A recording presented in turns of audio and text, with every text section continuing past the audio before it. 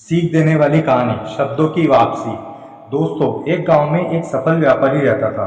उसके पास एक अच्छी बड़ी दुकान थी और आमदनी भी इतनी थी। गांव में सबसे ज़्यादा अमीर वही था।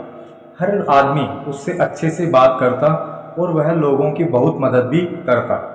एक दिन रात मेहनत और बाकी समय में पूजा पाठ भी करता, की बहुत इज्जत करते थे। पर उस व्यापारी की एक बुरी आदत थी। वह जल्दी गुस्से में आकर लोगों से बुरा भला कह देता था, जिससे गांव के बहुत से लोग उससे नाराज रहते। और जब वह नाराज लोगों को मनाने जाता और वो लोग नहीं मानते, तो उसको और गुस्सा आता और वह और भला बुरा कहने लगता। और फिर यदि बाद में व्यापारी को बहुत बुरा लगता। एक बार गांव में एक बहुत ज्ञानी संत आए। कुछ ही दिनों में दूर दूर तक उनके ज्ञान के चर्चे होने लगे। जब यह बात व्यापारी तक पहुंची, तो वह दौड़कर संत से मिलने पहुंचा। व्यापारी ने संत की बहुत सेवा और उनको अपनी समस्या बताई। संत ने व्यापारी से कहा, तुम बहुत सारे कागज के टुकड़े लो और पूरे गांव में फेंक आओ, फिर मेरे पास आना। व्यापारी बिना सोचे समझे दिन भर कागज के छोटे छोटे टुकड़े पूरे गांव में फैला देता है और फिर संत के पास पहुंच जाता है।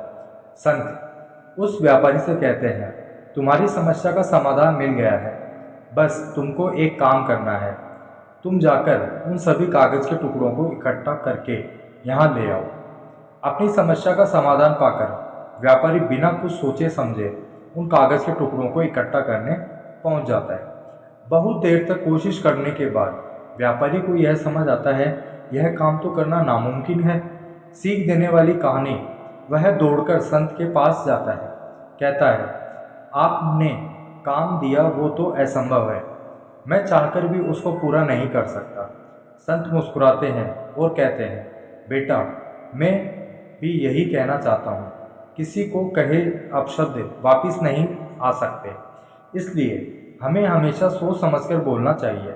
आज के बाद तुम यह बात अपने मन में अच्छे से बिठा लो, चाहे कुछ भी हो जाए, तुमको किसी को अपशब्द नहीं बोलना है। संत से ज्ञान से व्यापारी की आंखें खुल जाती है और वह दोबारा जब भी किसी को गुस्से में कुछ बोलने वाला रहता है, उसको कागज़ के टुकड़ों का उदाहरण याद आ जाता है। आई होप आपको ये कहानी अच्छी लगी होगी। अगर आपको कहानी अच्छी लगी हो तो लाइक करें, कमेंट करें, शेयर करें और अगर चैनल पर नए हैं तो चैनल को सब्सक्राइब कर दें। आपके लिए हम ऐसी ही कहानियाँ लेके आते रहें।